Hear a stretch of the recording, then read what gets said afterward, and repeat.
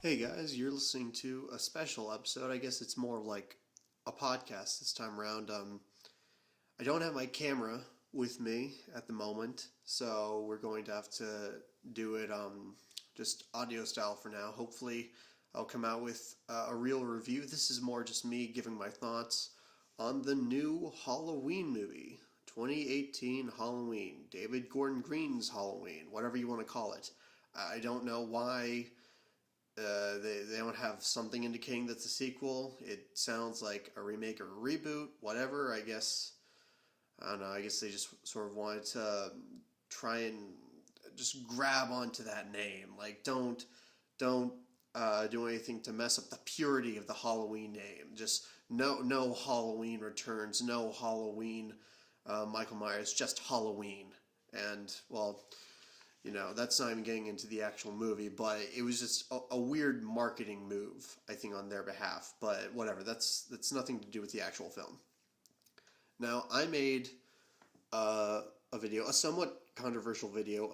Controversial for me, I mean, I get like 5 views on these things, but people were not happy with what I had to say in regards to the skepticism I had surrounding this film. Now, I'm not going to be shy. I thought the last thing we needed was another sequel to that original 1978 Halloween. I don't know what else we could do. I don't know what new territory there is to tread, especially given that anytime the series goes in different directions, people are never happy about it.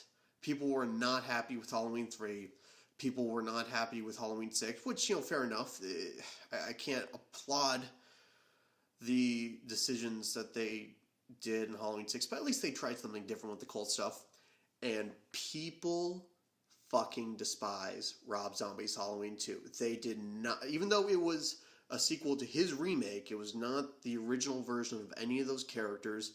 People fucking despised it. They despised the fact that Michael didn't wear his mask all the time. They despised the fact that Laurie Strode went from this, sort of more innocent, virginal, goody two shoes character to this really traumatized, angry character who was lashing out. And fair enough. You don't have to like those things, but my point is, anytime this franchise steps onto new ground, people fucking hate it. That's why the original Halloween 2 is such a well-regarded sequel, because it just picks up where the first one left off and it tries nothing else. Okay.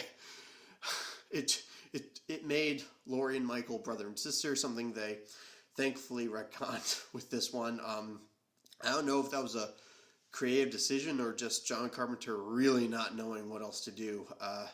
Probably something along the lines of the latter, but this sequel, I don't know. From day one, from the time they announced that they were making another sequel to the original movie, to the fact that Jamie Lee Curtis was involved, and the decision to erase all the other sequels, to erase every single movie that came between the original and this one, I had mixed feelings about. Obviously, it's going to be tainted in my mind because that's the trick H2O pulled, and that's like one of my least favorite slasher movies maybe ever. So that did not sit well with me at first. But I mean, what are they going to do? Pick up after Halloween Resurrection, have the return of Busta Rhymes? They were pretty limited in how they could take this approach. Now that's a sign for me that maybe the original franchise should just be put to rest and just allow that original classic to just be a classic. But that's not what people wanted. That's not what people wanted. People really wanted to see Michael Myers return to the big screen. And you know what? It's easy for me to say all these things, but would I be excited for a new Friday the 13th movie? Absolutely. So I sympathize with what people want. I am not a big enough fan of Michael Myers to really need to see him on screen again, but I absolutely sympathize with the people that love him, the people that cherish him. So even though I'm personally distanced from this whole thing, I'm not going to blame anybody for wanting to see that original version of The Shape to return to the big screen. But there was a really, really big hole that they had to dig themselves out of.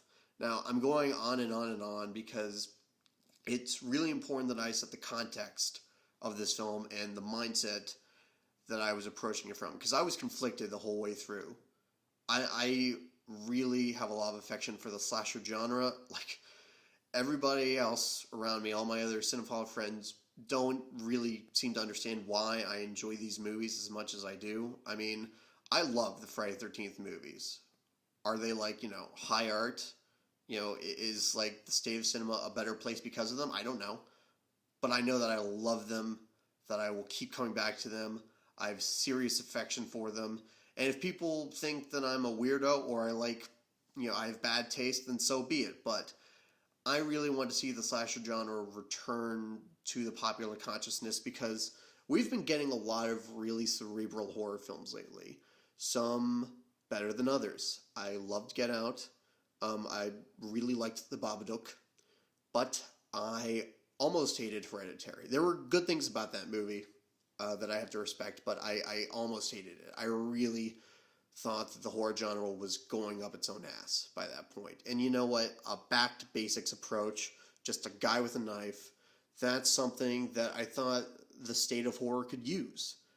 So this was an opportunity to go back to that. And you know what? If this movie, as successful as it will probably be, if it brings back Jason and Freddy, all those guys, if it brings back the new genre, maybe we'll give the genre a chance to turn out some new horror icons, then who am I to say that it was a bad idea to make a new one? Like, there was an opportunity to do some real good, insofar as I'm concerned, for the state of the horror genre. And look, I made a video detailing all the skepticisms I had, and I went in and I said, you know what, fuck it, just let it be its own thing, give it a shot, give it a shot, because chances are I could actually enjoy it quite a bit. Some of the trailers were actually winning me over, especially that one where we're following Michael through this house and it's this one unbroken shot. That seems like, prime Carpenter. That seems like something Carpenter in his, the days of The Thing or the original Halloween would have done.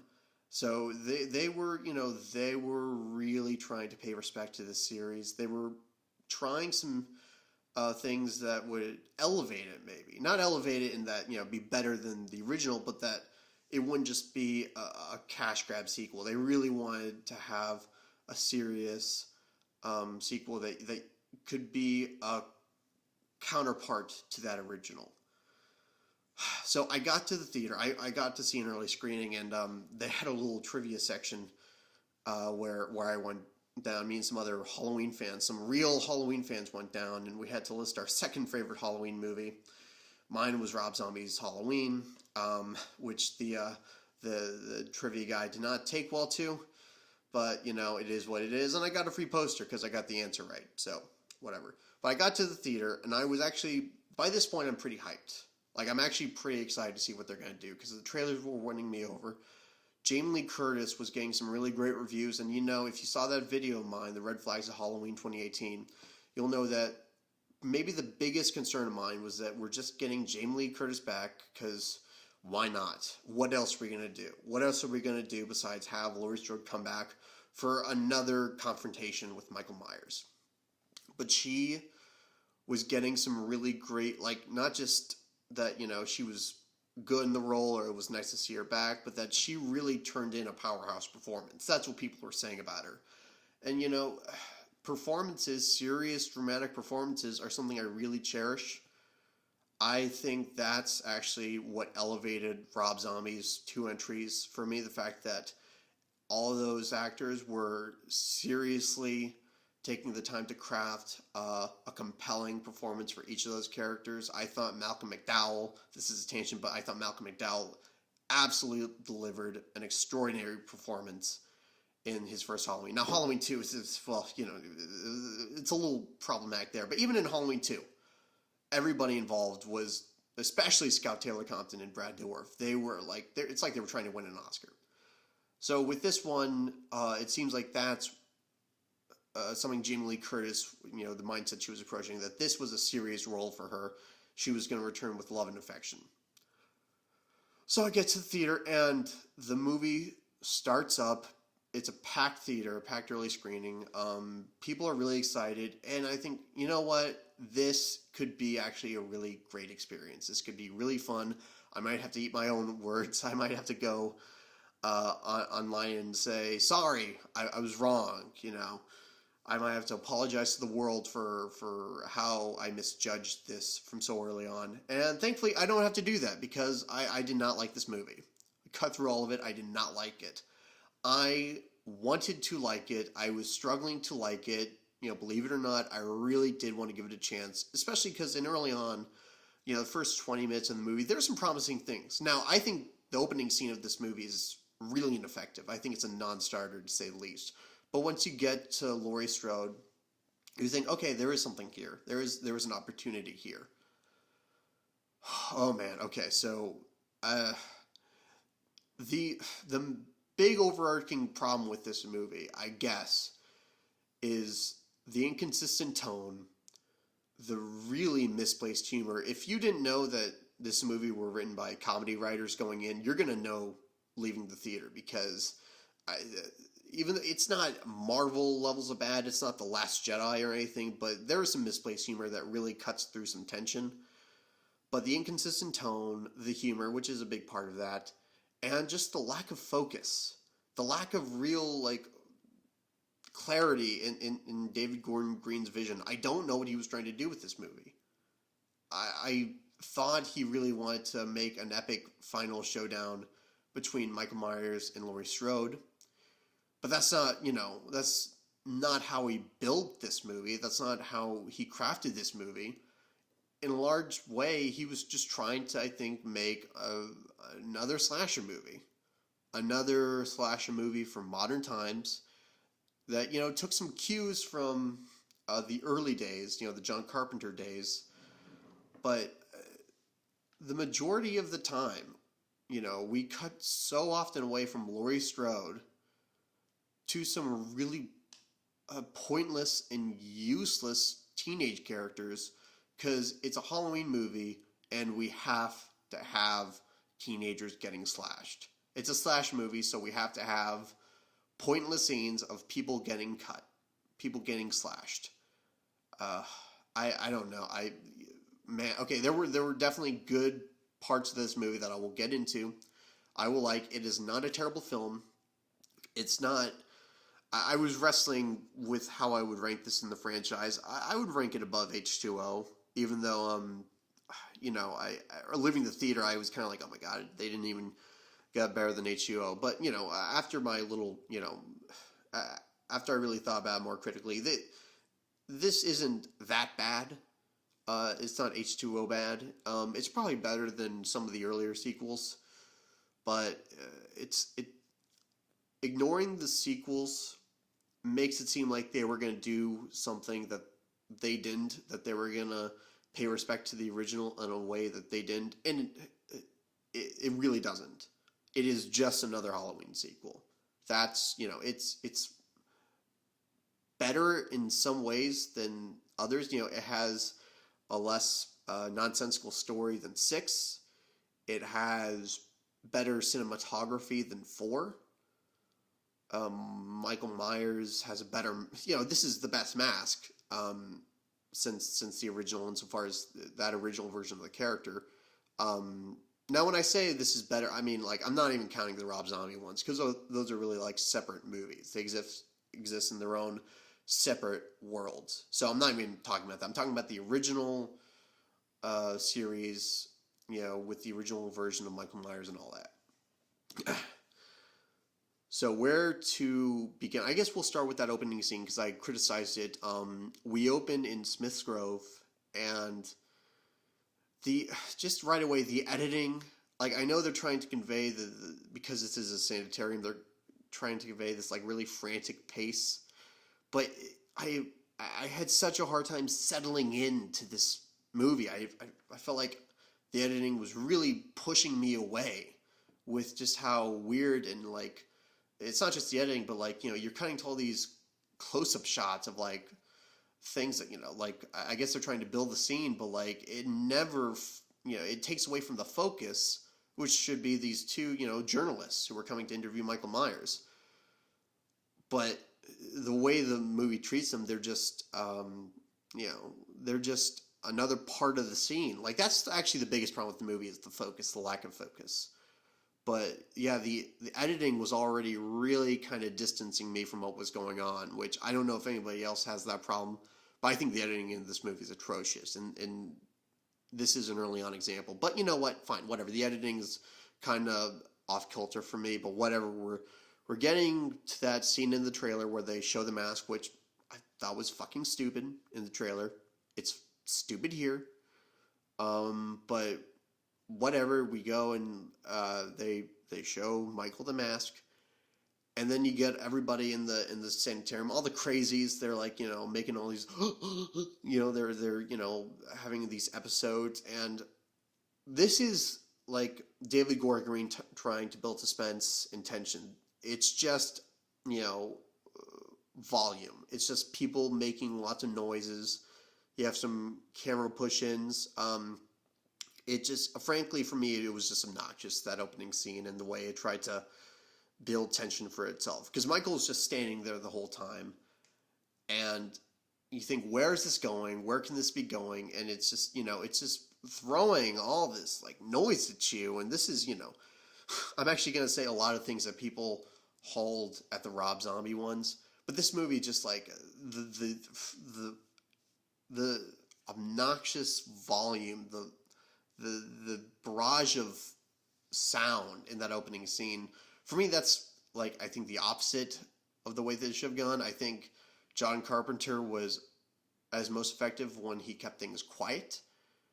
Aside from the score, of course, but like the idea of people yelling and all that, that was just like kind of an early warning sign for me that stylistically, I'm not sure if they really had a good grasp of what made that original movie effective. But so be it, whatever. But the big problem with this scene, the reason I'm being like so crabby about it, was the way they ended it. Because if they, found a smarter way to end it, it'd just be kind of like a scene that didn't really pack a lot of punch. But the way they ended it just highlights all the problems for me and really soured me right from the beginning. And that's when that scene ends and the opening pumpkin scene begins, the iconic homage to the opening of Halloween.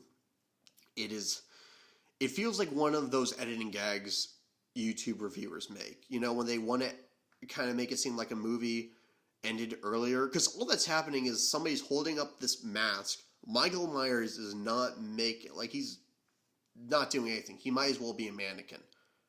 And there's people like just going, and like all these dogs barking, and that's all that's going on in the scene, and then it just cuts before anything to the opening credits. And it felt like somebody was making a gag out of it. Like, oh, that's how the movie ended. Yeah, like I felt like getting up, like, oh, that was a short movie, because it's like Michael Myers just didn't care. He just didn't care. Like, he didn't give a fuck about the mask. Okay, so I'm getting into nitpicky territory. I realize that, but that was the opening scene of the movie, and given how effective of an opening that the original had, I mean that with that iconic opening for like a Halloween for a horror movie. This was a really awkward note to start on, because already I felt like where is this movie going? What am I supposed to take away from all this? I don't know. So, but that the opening pumpkin scene is fine. The opening credit sequence, and then we meet Laurie Strode, and that's when I sit back up in my seat. I'm like, oh wait, no, there's still a chance that this movie will be really good, because Laurie Strode comes in. She is not just, a warrior like she was kind of shown in the trailer. She's a broken, damaged woman. That night 40 years ago really left a scar on her psychology that, ruined her ability to really conduct a normal life. It left her a broken person. And that's an idea that, they could have done in the earlier sequels that they didn't. They tried to do that in H2O in a really half-assed way, but they tried. But this movie was really going for it.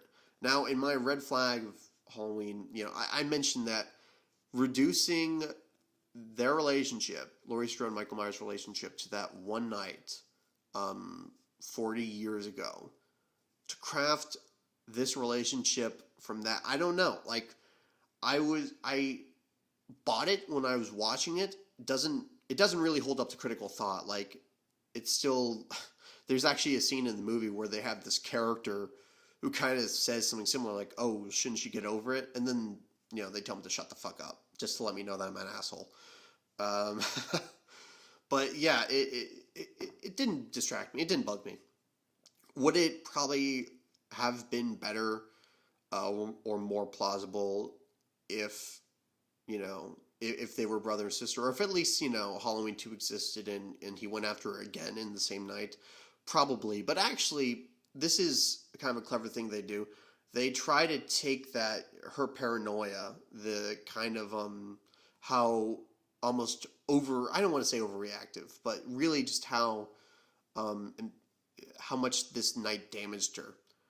And they try to use that, they address that and make that kind of like a flaw with her character. Like, other people don't understand why she can't move on, or why she let this affect her so deeply, so horribly.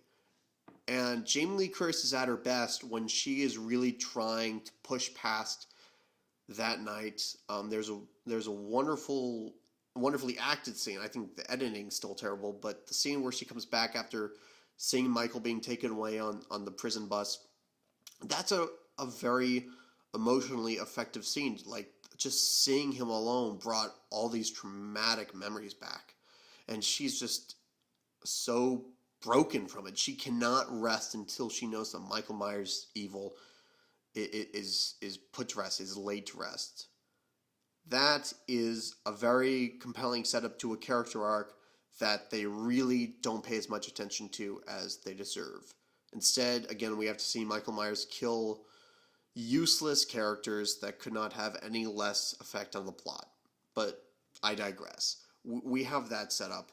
And, let's talk about the big guy himself. Let's talk about Michael Myers. He has never been my favorite horror icon. Never. I'm going to say that right out of the gate. Michael Myers has never been my favorite slasher villain. I'm a Jason guy, in and out.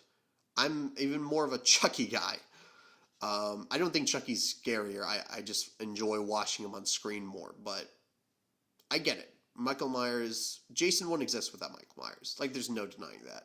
So many modern horror icons would not exist without Michael Myers. So I can say whatever I want, but the dude is here to stay. People love Michael Myers. And they paid him a lot of respect in this movie. There's no cult owning him.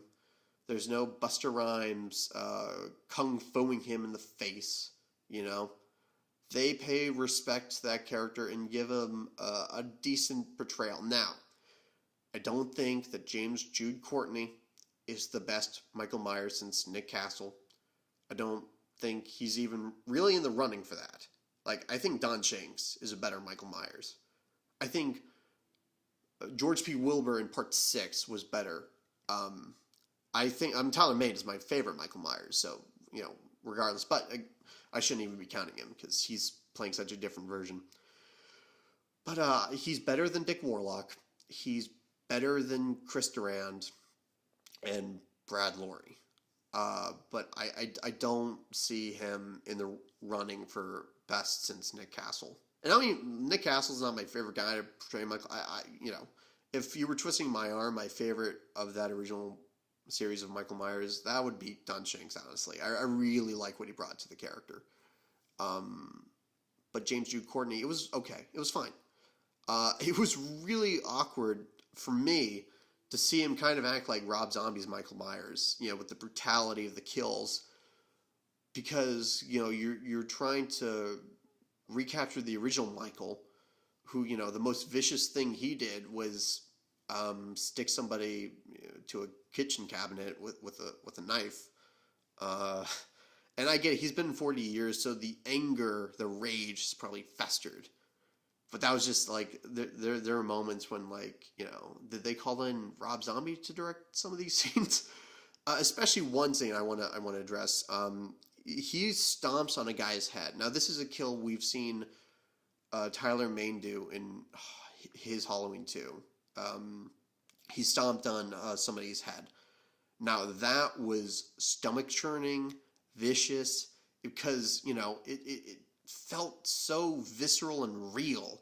Like, you hear the bones crack. You just watch this man get his skull crushed. It's a really disturbing kill in Halloween 2. In this one, Michael Myers stomps on a guy's head, and it's like the guy's head explodes like a pumpkin. So that they're making him overtly supernaturally strong and immortal. And then I said it in my video that they're going to do things that can only make sense with him being supernatural, despite them saying that he was going to be totally human. I don't like that's. It's not hard to tell what the problem here is. He's fucking like he does shit that Jason couldn't do until part 6. That's how strong and brutal he is. So that inconsistency aside, I thought Michael Myers was fine. Even though he felt like he didn't have a lot of presence in this story. Like him and Laurie Strode, the two important things. This is the big problem. The focus goes away from them so often that I just kind of forget Michael Myers is in this. Like I just there are scenes at a Halloween dance. There are scenes with some babysitter, trying to smoke weed with this kid not noticing. Very Danny McBride stuff. Very Danny McBride. And the movie just it sounds like I'm nitpicking, but every time it seems like they're really going to build momentum to some really incredible chance to make a new great Halloween movie. It just switches over for shit that doesn't matter. I don't care that Jamie Lee Curtis's granddaughter or Laurie Strode's granddaughter has a dickhead boyfriend. I don't care that fucking her friend, is trying to get high in this kid's house. I don't care about this random sheriff guy who supposedly was the guy who arrested Myers back in 78, going around and looking for Michael, even though we know really nothing about him as a character. We're just following this random guy around who's doing all the shit that Laurie should be doing. Like, Laurie does, for the most part, she stays in her house and she acts crazy. Like, throughout the majority of this movie, the person being proactive is the sheriff we couldn't care less about. And Laurie's relegated to just being batshit crazy and like an alcoholic. So all this great setup they had, this great opportunity they had, they didn't take it. I don't think they took it. So when you get to that final confrontation, it didn't feel like the movie built to it. It just didn't. Okay, you know what? I've been bashing this movie. Let's talk about some great things, and actually some things I was wrong about. Because this movie is not just trying to rehash the original. It has a few of its own ideas. Some good, some bad. But ironically, its best moments are when it's playing off the original. Because it doesn't just do that to remind you of the original movie. It pays homage to those original scenes. It twists them to provide insight to where our characters are at now. And this is going to spoilers, but you know what? Fuck it. This is, spoilers alert. If you haven't seen the movie, don't listen to the rest of this. But that scene where Laurie, Michael throws her off the balcony, she lands, and he looks away for a moment, and she disappears. Honestly, that gave me goosebumps. That was the most satisfying thing in this whole movie. Because finally, after all these years, she not only has the upper hand, and she's not only his equal, but she's dishing out what he did 40 years ago, and it is such satisfying vengeance. Definitely more satisfying than H2O. Definitely the highlight of this movie. And maybe I should have kept my mouth shut, because if they did more of that stuff, if they played off of the original more, who knows? Maybe we would have gotten a better movie. when it's trying to be its own movie, it's clunky to say the least. Because you have Danny McBride's misplaced humor. You have this doctor character who I will straight up call the fucking worst idea this movie has. It's like I'm trying to convey what this character put me through. When you see him in the opening scene, it's like whatever, some generic doctor guy. You know, of course Michael has a new doctor because Loomis isn't around anymore. Fine, whatever. Then you realize, is he gonna stick around? Is he like? They're starting to treat him like he's some guy I should care about. You don't care about him. He could not be more generic and lame. Like at some point, Laurie calls him the new Loomis. Like they're not even trying to hide it. He's just the new Loomis, which fine enough. Like what else would they call him? But then they get to that twist, man. The twist, which anybody who has a problem with this movie, this is the big one they mention. Him revealing that he's the one who helped Michael escape, and he's trying to help Michael, resume his killing spree. He's trying to help Michael because he wants to study the evil, I guess.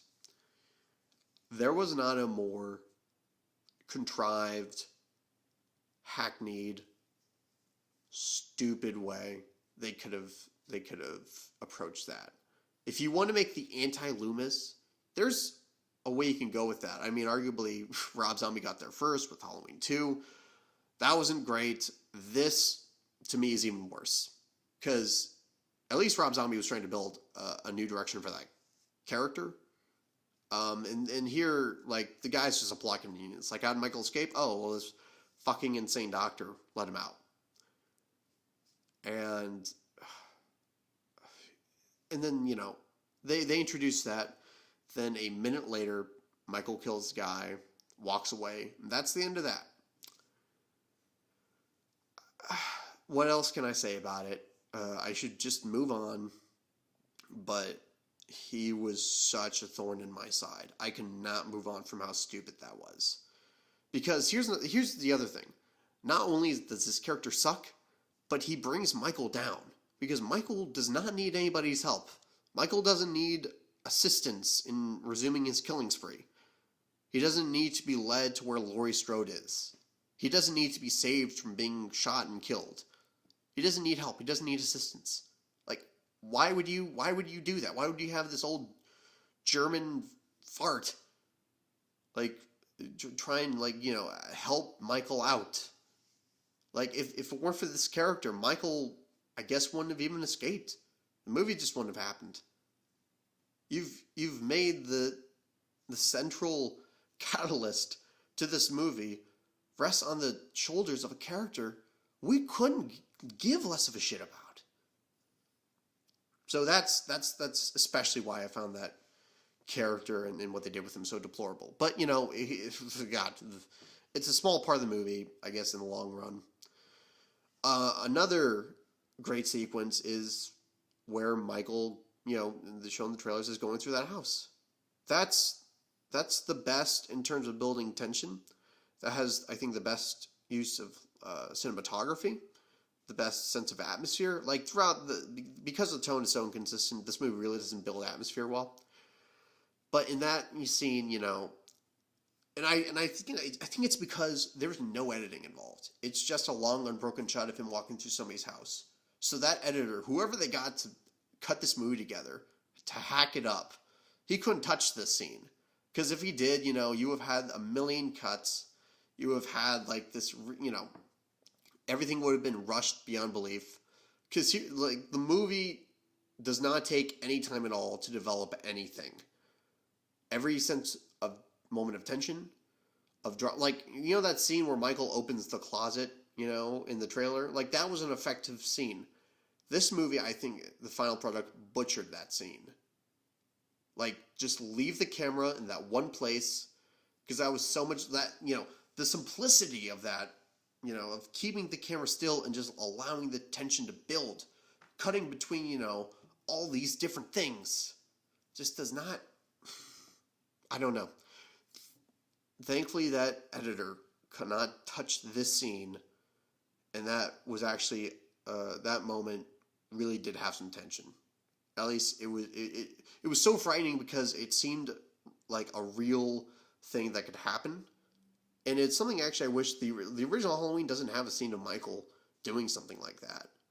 It doesn't have him just walk into a random person's house and just kill them. And I think that was an idea that they could have done to really cement just how damaging Michael, or how evil he is. That all he wants to do is just kill people. He can walk into any random person's house, and it could happen to anybody. That's the direction they were obviously going in the original, and I think this sequence really nailed that aspect of the character. Okay, well, I've been rambling on. There's a lot to get into here. This is a really important movie if you're into horror movies, into slasher movies. This is the Star Wars of the slasher world. So there's a lot to unpack because there was a lot writing on this. Now, no matter what I say, this movie I think it's going to be very successful. I think people are going to really like it, and I think it's going to make a lot of money. A lot of money. So, yeah. The final confrontation between Laurie and Michael, sure. Yeah, let's see how they, tackle that in the sequels. The actual real final confrontation in what's the sequel going to be called? Halloween Squared? Whatever. I guess I should really get into that ending because that's where that's the most kind of stable part of the movie that has the least problems and the best qualities. The focus is back on Laurie. Now, it would have been more satisfying if she had been really proactive throughout the rest of the movie, but Michael had to come to her again. Like in H2O, Michael had to come to her again. She's hiding out with their family. Michael has to come and find them. It's not as bad because, it's at least, she's at least being smarter about it. She has this panic room. She has a lot of guns. She's basically Sarah Connor in this movie. Like, that's just basically what they go for, which is cool enough. Like, it was an interesting direction to take her character. I thought the scenes with her kind of like trying to find Michael in the house, I thought those were well shot. That's the thing about Michael Myers. Like, he could be anywhere. He has this omnipresence. Like, you can just feel him lurking in every closet, behind any corner. And that's what made him unsettling in that first movie. And that's, something the sequels struggled with. In this movie, it struggled with it throughout. But when it finally got to this climax, there was an effective use of that. But the ending. How does this movie end? The ending is so unimpressionable. It was okay. I remember them trapping Michael in that panic room and all the Strodes coming together. By the way, I hated the other two Strodes. Like, Judy Greer, I thought was terrible. I thought her attempts to be like traumatized and like the way she tried to convey all that Laurie put her through in her childhood. It's like, see, I didn't want to tell you, but this is how my childhood was. I did not buy that, man. Ooh, I did not buy that. But you know what? That's at least better than the vacuum, the black hole of interest that was the granddaughter. Wow, I did not care about this character. I don't know if I even went through that, but I just, anytime the movie cut to her, I slumped down in my seat because I knew that nothing interesting was going to happen with her. There's one interesting scene that happens with somebody who knows her. This drunk guy who's hitting on her. He gets trapped in this backyard, and they have this motion sensor, lighting, and every time Michael moves, the lights come on just in time for you to see, like, oh, he's even closer. Like, that was probably the best, like, sort of constructed scare scene, like the idea of putting the motion sensor lights there, like, and this is when the editing kind of slows down, and that was a really effective scene. But going back, did not care about the other two Strodes. If you would cut them out, why does she even have kids? Why does this version of Laurie have kids? I guess it's possible. We don't know who the father was of the daughter, so I don't know. Like, it seems kind of weird that they would give her that when she's so broken as a character. Like, I mean, I could have done without those two characters. I'll leave it at that. But you have that ending where Michael burns, and I'm actually glad it's not the last Halloween, because if it was, that would be a pretty unsatisfying send-off to that character. It would, and you know what? I mean, for all the shit talking I do with H2O, which I will continue because I do not like that movie, that ending was perfect. The way they tried to send off that character, even though it wasn't really send-off, that ending was perfect. I would not change a thing about that ending, and it is the one spot where H2O was definitively the better final confrontation than this movie. But you have Michael just standing as the house catches on fire and doesn't. This is where James Jude Courtney kind of underwhelmed for me, or maybe it was one of the few spots where Nick Castle was in the mask. But Michael, like, he shouldn't exactly convey emotion, but he's having him just be this mannequin really underwhelmed the emotion, the sense of satisfaction that I think I was supposed to get. Like, Michael seemingly does not care that he's about to burn alive. Like, he does not care. Michael in Halloween 2 cared. The original Halloween 2. I mean, the Michael in H2O really cared, and that's part of what really made that ending. Like, seeing Michael Myers actually try to beg for forgiveness, like the ultimate evil try to beg for forgiveness, that's a satisfying thing to see. That makes you feel triumphant. But this Michael, he's just, okay, whatever. I'll just come back in the sequel. It's fine. Like, he does not care. And I don't care then. Like, if it doesn't bother Michael, why should it affect me? Especially because we all know he's going to come back in the sequel. But yeah, then I don't know why they send the Strodes off and they're all satisfied with themselves, and I guess I'm supposed to be really proud of them. I don't know. There was a chance here to make the sequel that the original movie deserved. I don't like Halloween 2. I think Halloween 4 through 6 are okay. I like Halloween 2 okay, actually. But like, it's not the sequel that the original deserved. But it's better than this. Halloween 4, better than this.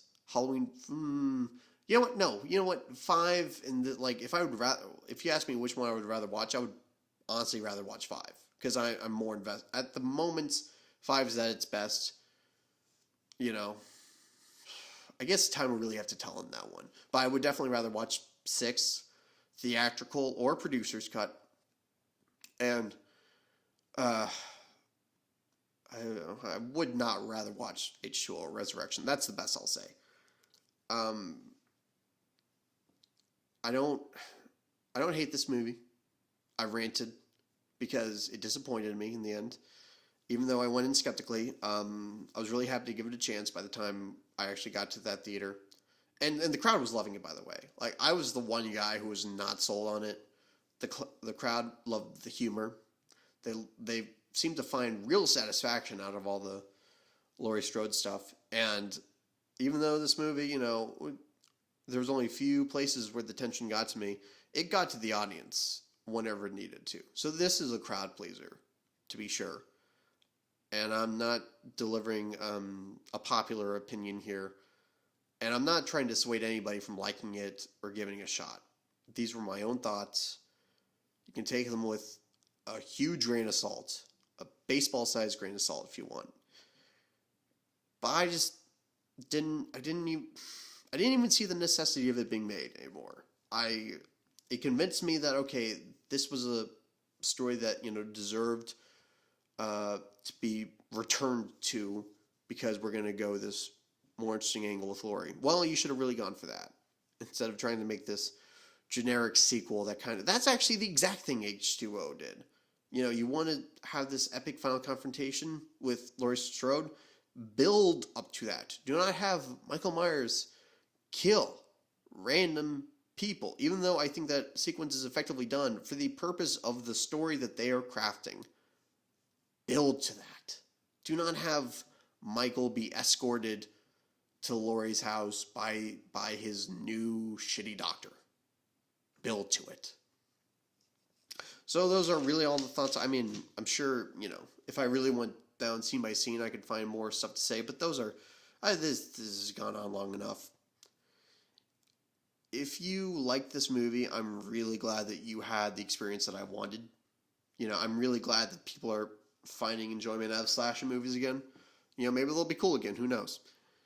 If this, again, brings back Jason, Freddy, all those guys, power to it. And, this is not a rehash of the original. There were new ideas. There was there were several different visions in this one movie. So I guess you could call it a new vision. This is not some train wreck of a movie. It just did not land for me. For all the reasons I really got into.